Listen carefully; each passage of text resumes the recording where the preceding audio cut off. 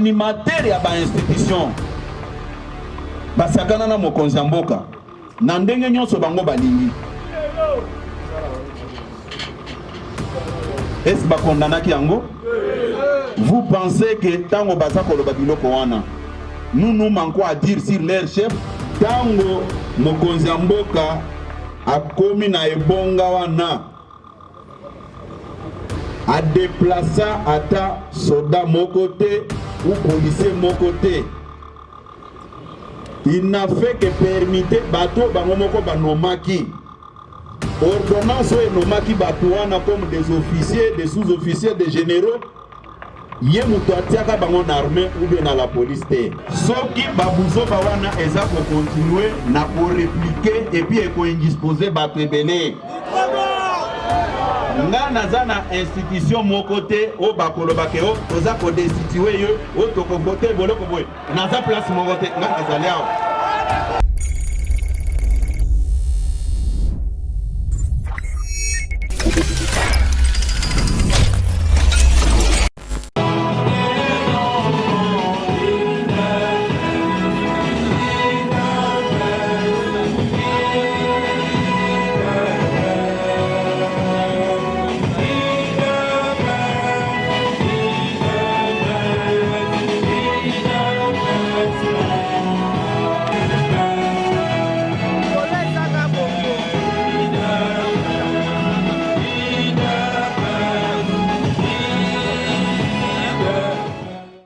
Leader azananu moko kombone Fachi Beton okani malamu soki banzembo ya kokumisa il faut kokumisa Fachi Beton, ok?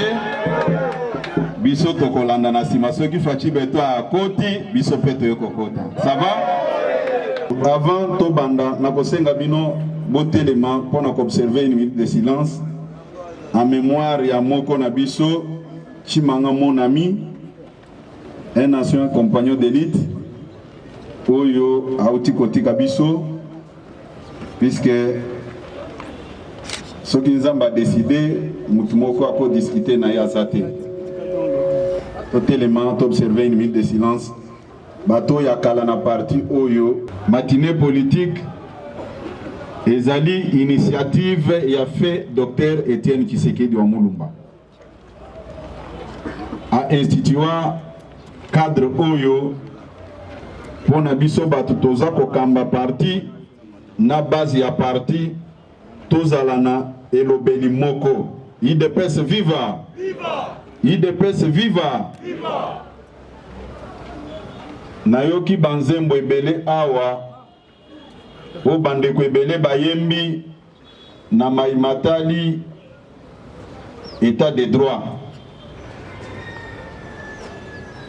Eza malam, mais bisope il faut te prêcher na exemple. Eza boete. Oui. Naza koloba yango une fois pour toutes. Soki mutu atiki bako saye baya kotuna nga na bureau te ko secrétaire général talanga na kendo pesa songolo pakala mbongo.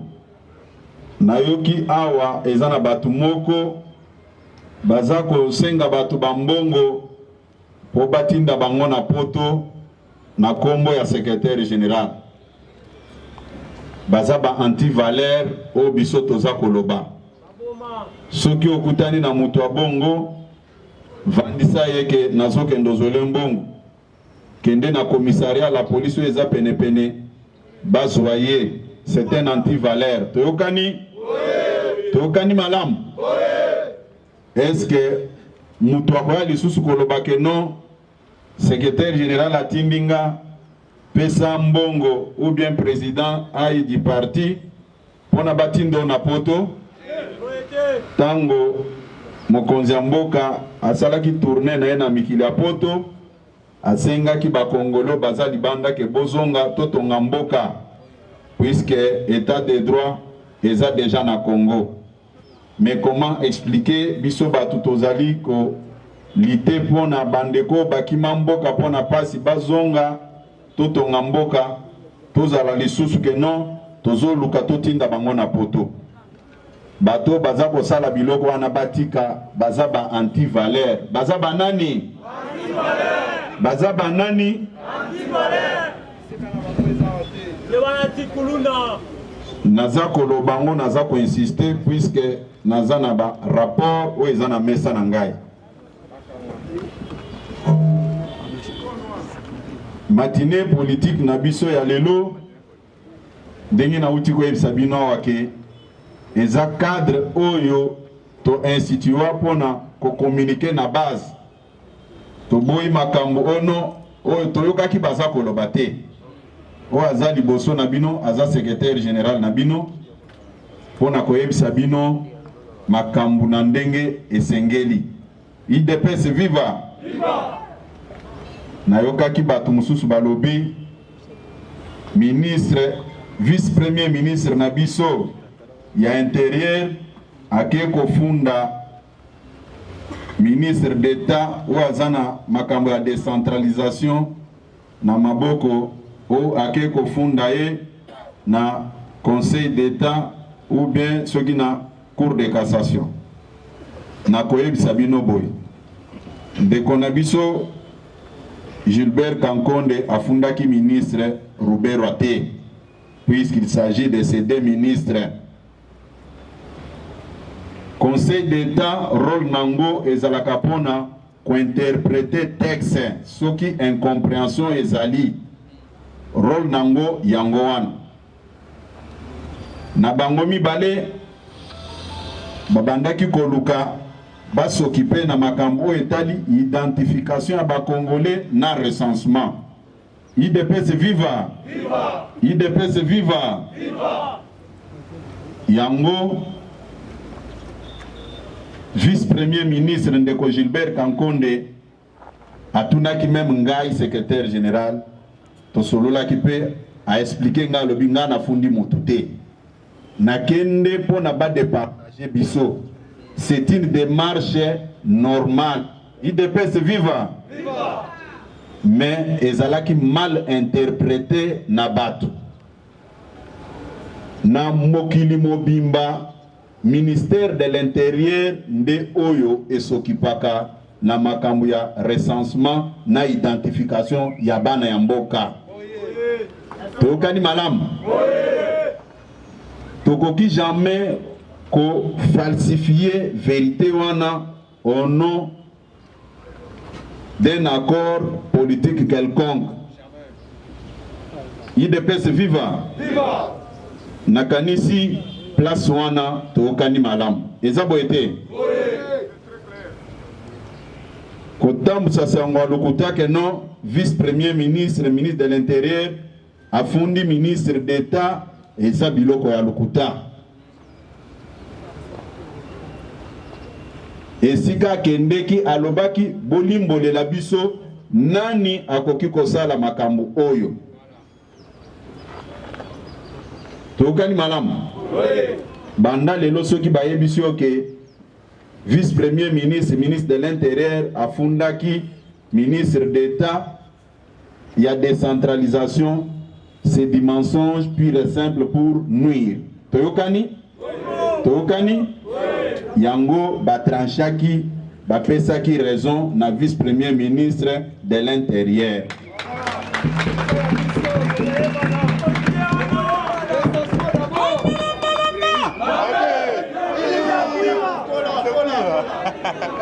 Nakanisi mikolo e uti koleka boyokaki na ba réseaux sociaux babengi ba combattants IDPS ba miliciens ba terroristes biso lokola ba responsable tolingaki kotika eloko wana te esengelaki tolakisa mokili mobimba pasi nini biso tomona na combat o biso tomene pona kokoma na pouvoir mukolo alelo yango to decidaki ko organiser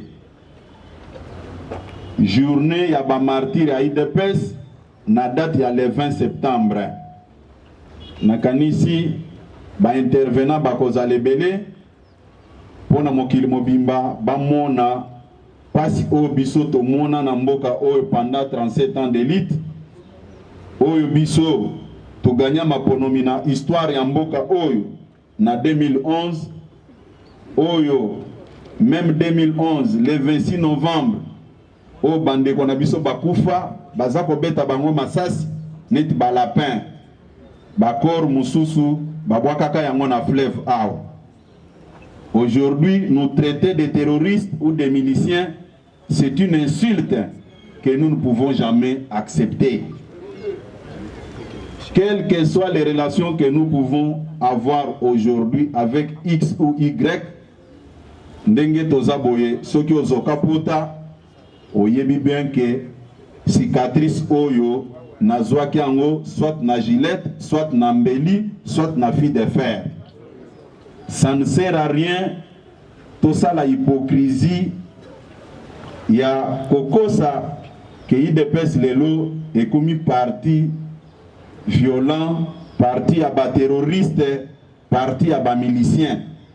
Muto alobaki biloko wana na ebité ceux qui a outa na planète nini. Parce que biso to souffrir mingi avant to koma place to zalelo. Babomi biso ebele, ezana bandeko na biso ebele, oyo to tikala komona même banzoto na bangote. Mususu balokota, babwaka na mai. C'est le prix que nous avons payé avant d'arriver là où nous sommes aujourd'hui. Et ça ne sert à rien que Mouto a provoqué biso, a traité biso na bakombo nyonso.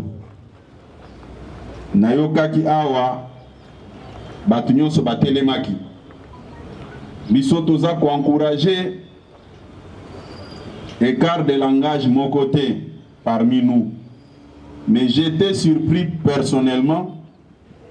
Yakoyoka batu baza ko déclarer au toyoki condamnation mon côté na IDPS parce que oui, c'est de votre droit de dire ça. Mais nazako zongisa mutuna pe toujours na cadre ya ba injure. Pour ceux qui ne le savent pas, na convoqué ki ba nyonso bazako travailler na parti pour na kosala ba remarque na makamu nyonso elekanaki. Menga na monaki ba fingi notre distinguée première dame na mwana moko boy ya mwasi afingi chef de l'État na tikalaki komona réaction ata moko te. Quelle est la part ou bien la responsabilité qu'avait la distinguée première dame na conflit au ebandaki opposé Ngoyi Kasanji na Gabriel Mokia? Kombo na ye ekotaki place wana na nini? Qu'est-ce qu'elle avait fait pour mériter ce traitement-là? Les donneurs de leçons, est-ce que ba condamnaki eloko wana? Ba même donneur de leçons. Tango bazako finga mokonzi ya mboka. Puis ceux qui tolingi toloba. Même ceux qui lelo na politique, mutu nyonso efo aloba. Ceux qui tozui parcours ya son excellence Félix Tshisekedi na papa oya botaye na train de vie oya kola nango. Vous pensez que mutu po finga ye c'est très facile comme ça?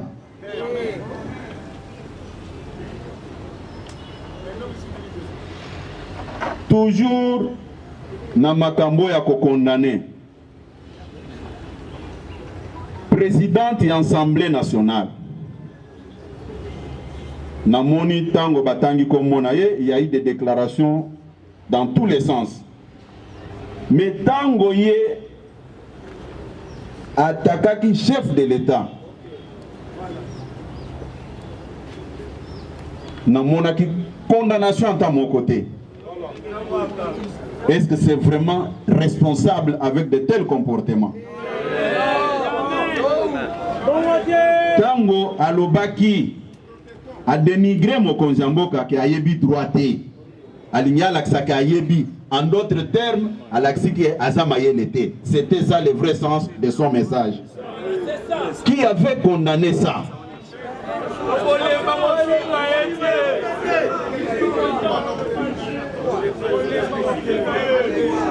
IDPS viva. Personnellement, j'étais choqué. Navanda qui na télévision, nazomona ba déclaration na sens nyonso. Na lobby, est-ce que réellement toza sincère na makamu nyonso?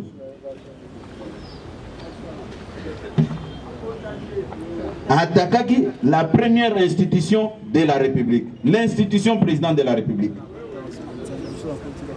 Na période ya régime ya bango elekaki wana, qui pouvait tenir des propos pareils et kotika dans la place wana. Pour rappel,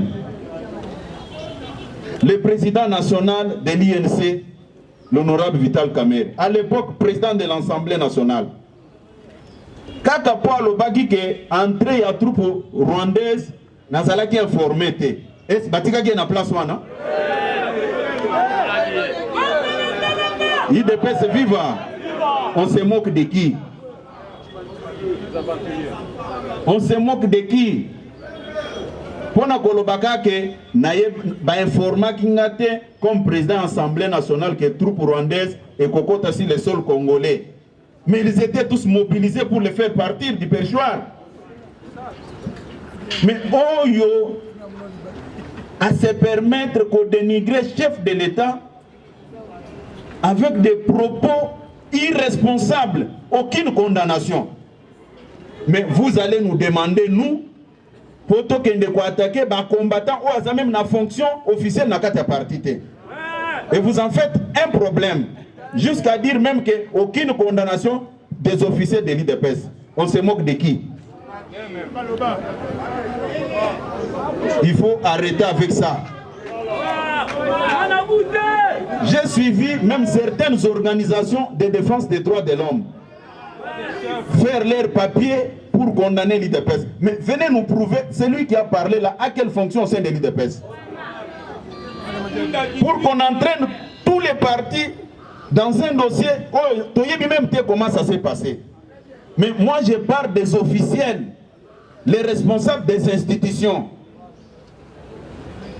Est-ce que nous sommes sincères avec de tels genres de pratiques?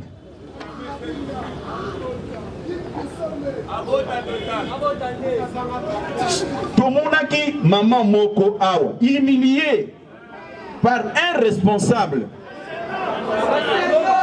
IDPS viva. IDPS viva.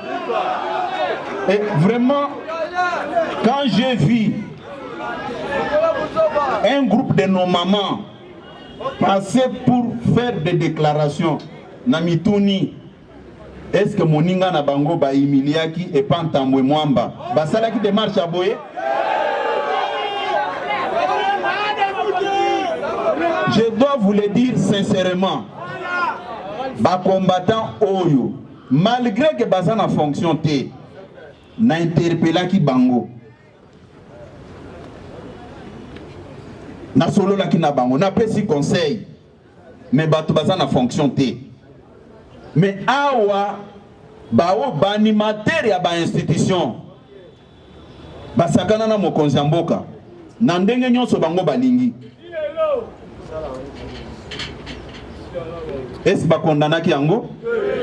Vous pensez que tango baza koloba biloko wana nous manquons à dire sur leur chef? Ils doivent arrêter. IDPS viva. S'il vous plaît, s'il vous plaît, s'il vous plaît.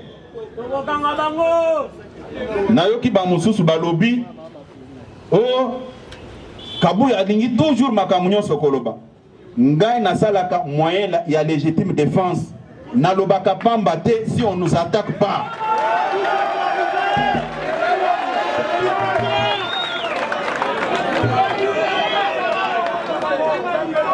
Natikala koloba te IDPS viva na lobby yango bien bolandela na ba réaction na nga nyonso na réagisaka toujours ceux qui attaquer, tirer sur l'IDPS, puisque je connais la souffrance que nous avons connue dans cette affaire.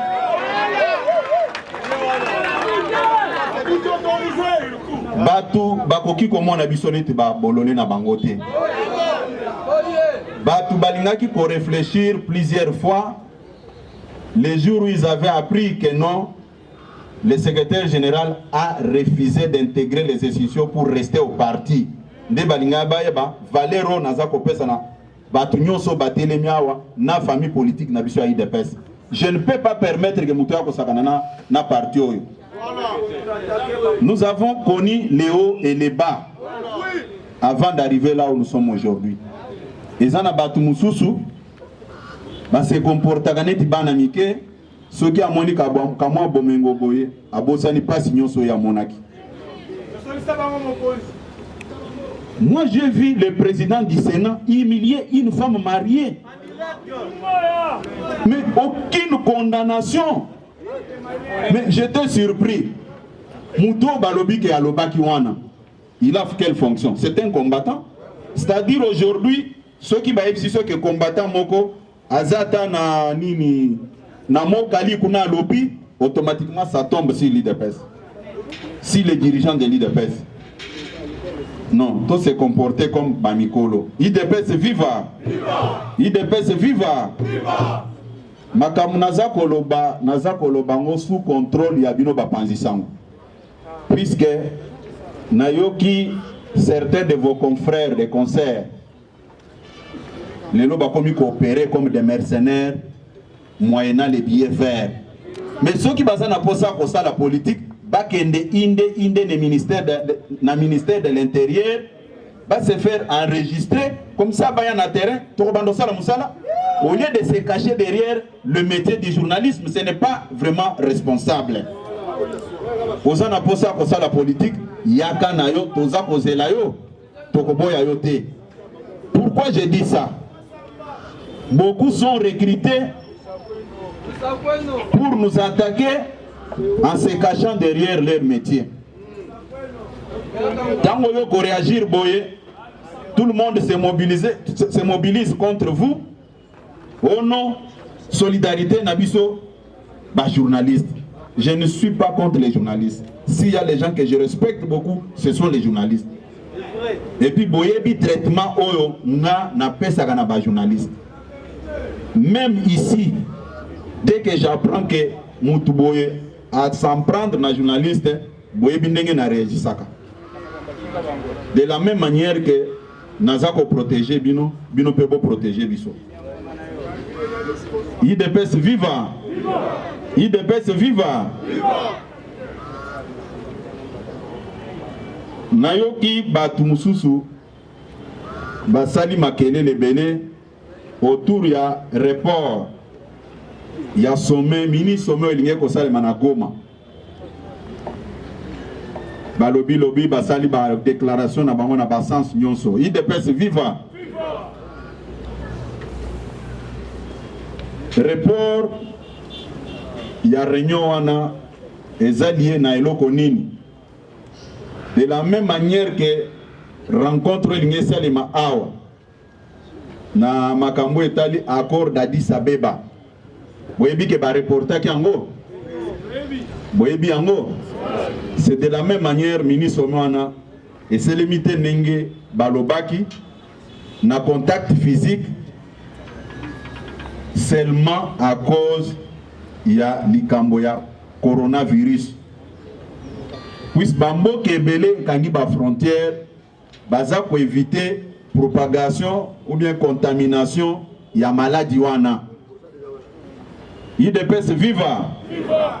C'est ça la vraie raison. Mais comme c'était important que basala yango bakosala yango par vidéoconférence. IDPS viva. IDPS viva. Bakosala yango ikosala manango na vidéoconférence ndenge ba réunion ebele ces derniers temps baza kosala yango kaka na vidéoconférence. Même conseil des ministres au moment où nous parlons ils ont salé makaka na vidéoconférence. Pourquoi ils s'engagent sous ba ministre ba boudé kokene na oya puisque nayoki ba interprétation ba déclaration na sens nyonso. IDPS viva! Viva! IDPS viva! Viva!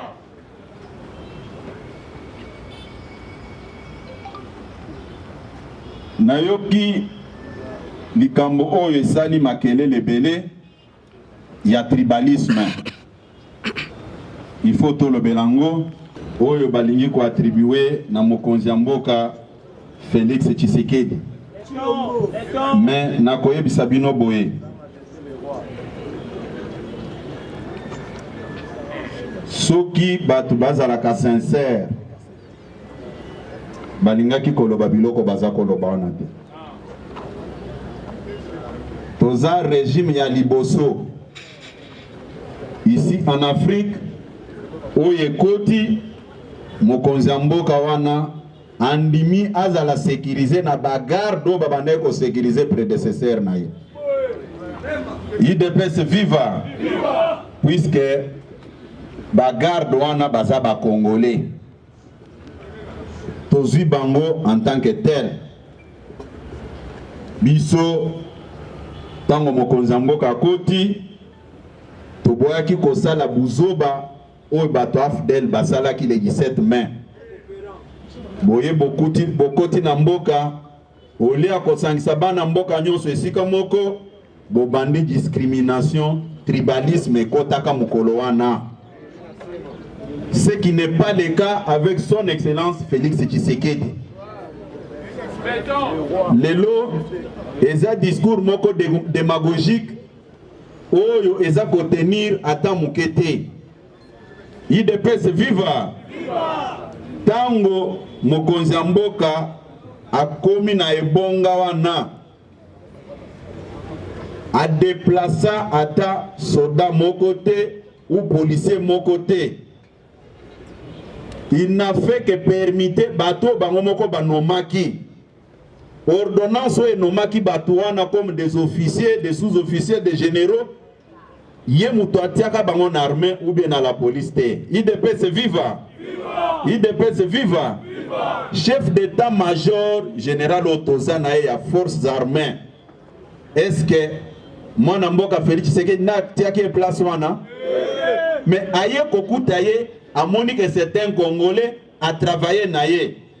Est-ce que na arrivé à AFDEL le 17 mai? Batika ki ata likasa moko anzete? Mais on se moque de qui? On se moque de qui? Inspecteur général de la police. Azamuluba? Azamutu Akasai? Soki Tokiti na commandant oya bagarde républicaine no bazako sécuriser mokonzi ya mboka. Ye mutu amemaki place wana? Akuti ye. Azamutu Akasai? Azamutu Akatanga. Akutaki ye kaka na GR wana. Lokola biso toye na innovation na biso. Na bandaye koyebise beleke soki biso toye na pouvoir, nous allons travailler avec les mêmes militaires que nous avons trouvés. Est-ce que biso wana 10e miri tokendeki na basoda mususu na armée ou bien ba policier? Mais on se moque de qui? Soki totali awa na niveau ya ville province ya Kinshasa. Commandant de la ville au Azawana. Ndeko na biso général Kasongo. Biso tokutaki wana te.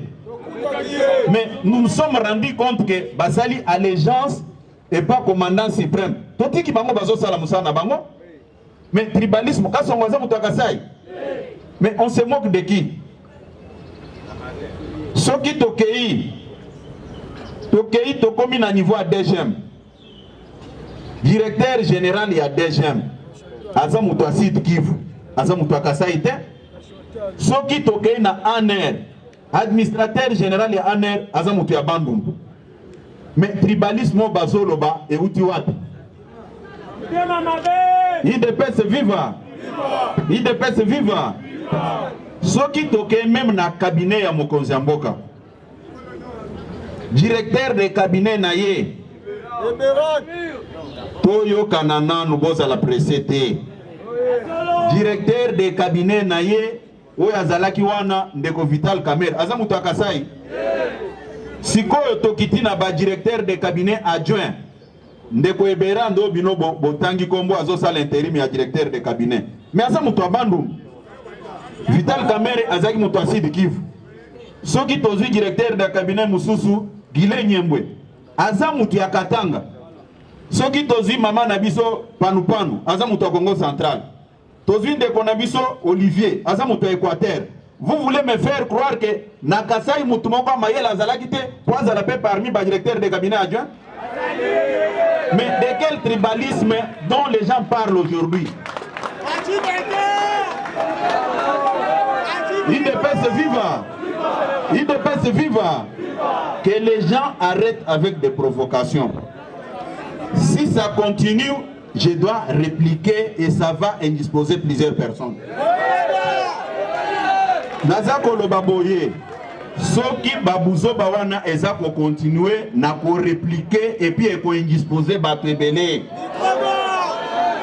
Nga nazana institution mon côté o bakolobake o toza ko destituer yo o toko voter boloko boy.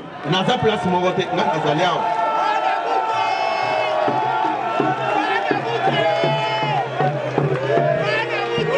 Ebele. O bazana esika bakote ngate. IDPS viva.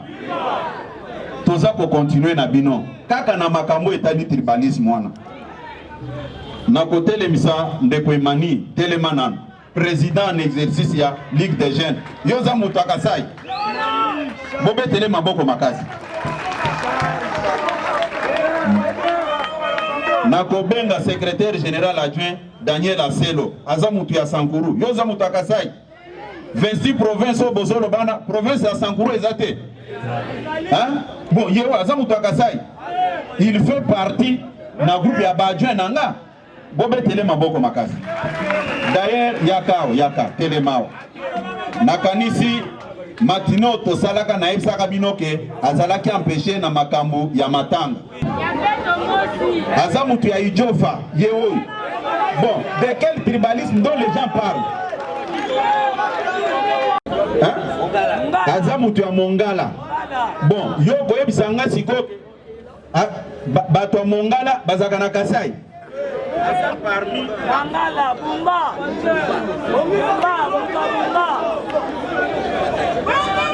Kasai kuna bato ya Mongala pe bazalaka. Hein? Papa Munganga Kendovana. Naïbsa Kibino, na Ligue des Jeunes, na Telemsa Kibino, docteur Emani. Ok? Azamuto province orientale. Sikoyo, Bazako Ebsabino, tribalisme. Awa, Nazako Benga, Maman Nabiso, Nathalie Alamba, Telema, Bobe Telema Boko. Présidente à l'intérim de la Ligue des femmes. Azamutu ya province orientale. Boko bisanga tribalisme o baza koloba. Mais ceux qui te continuent à passer na banque. Bobe tele maboko makasi.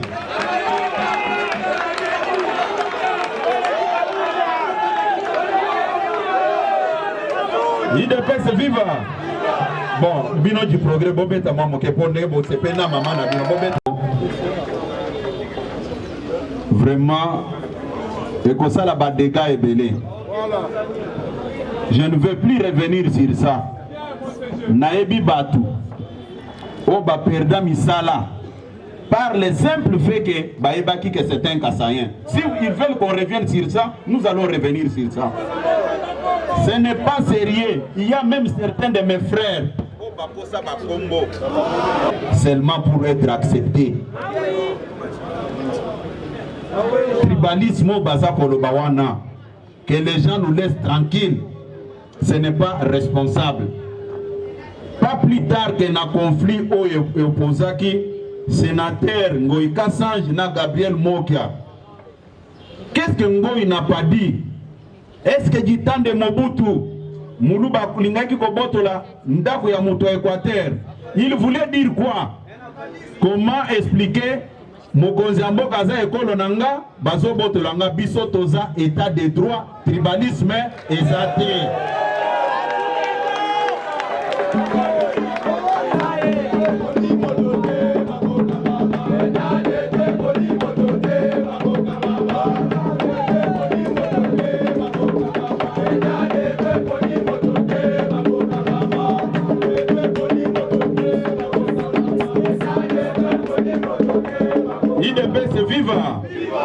IDPS viva. Viva. Par exemple, Eza Ebele. Yango nalobaki ke ba éviter débat à tribalisme, c'est un débat très sensible. Eza débat oyo, certains vont laisser des plumes. Eza débat oyo ko profiter na bateau ba créer yango te. Ngana koki kokende kozo ordonnance mobimba o babengana batu parce que bazaki bato en province Songolo. Qu'on nous amène pas sur ce terrain-là. C'est un terrain très sensible. Le chef de l'État n'est pas un tribaliste. Azako sala musala nena congolais nyonso o azako répondre na ba profil. Na tangeli bino awa. Na ndenga aza sentiré.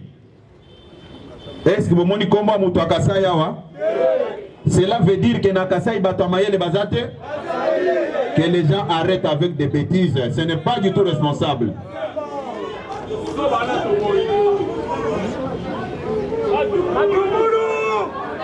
IDPS viva. Par exemple, les Ebele Bandekonanga, tant les amouké. Mais je voulais seulement insister sur cette haine qu'on est en train de développer sous prétexte que le chef de l'État est en train d'installer la politique tribale. C'est faux et archi faux. Mais Babi Misao ya Bango, Batiango sur la place publique, ceux qui bako tambola. IDPS viva. Cela pris le cas à l'époque. Yokani malam, Bobete la mokonzi amboga maboko makasi.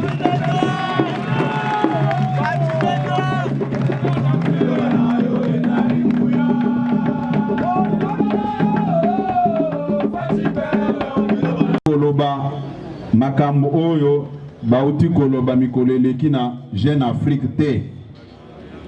Nakanisi ebele eza na interview moko oyo esali makelele ebele na journal ya Jeune Afrique. O balobi ki ancien directeur de cabinet ya mokonzi azaki na mboka oyo auti kosala autour ya accord entre mokonzi ya mboka mwana mboka Félix Tshisekedi na mokonzi na bango. Nakanisi bato ebele babandozela likambo wana ezali ndenge nini. IDPS viva. IDPS viva. Naza koyebisa bino boy. D'ailleurs ye ndeko balobaki asali interview wana azali ko wanga na yango. Naza koyebisa bino azali ko wanga na yango. Ata awangani yango, mais moi je dois quand même revenir là-dessus. IDPS viva. IDPS viva. Pouvoir nyonso et utakana peuple. Peuple nde souverain primaire. Biso tokoki jamais qu'on marcher à l'encontre ya intérêt ya population au nom d'un accord politique quelconque. Eza boite. Naza koloba yango. Na Genève basinyaki accord. Eza boite. Bino bondimaki yango awa. Bondimaki yango. Les gens doivent se tranquilliser. Biso tokoki jamais kosala eloko toyebi ke intérêt ya peuple eza menacé. Biso slogan na biso ezali peuple d'abord. Peuple mutu apesa ki mandat et pas mwana mboka Félix Tshisekedi. Tozoka na malamu. Mwana mboka Félix Tshisekedi aza na compte à rendre rien qu'à la population, pas à un individu quelconque, quel que soit son rang. Tozoka ni malamu. Les choses doivent être dites clairement de cette manière. Batu bazala na mémoire courte te. Na Genève pe basinyaki accord. Accord wana tomonaki ke ezalaki na intérêt ya population te. Biso mokonzi ya mboka azana compte à rendre rien que la population. Nde bato batie place wana. Lelo mutu nyonso aza ko se retrouver. Peuple na biso azana esengo na ndenge mokonzi na biso aza ko kamba mboka. baya kokosa bino te ke mokonzi ya mboka ayokanaki na songolo pakala ke non nga na kosala kaka oyo na 2023 oyo ya kozonga. Mokonzi ya mboka akoki kosala makambo eza en contradiction na constitution te. Toyokani constitution eza ko permettre congolais ata moko te asala 3e mandat. Soki oso sali na omibale kende kopema na yo. Toyokani malamu.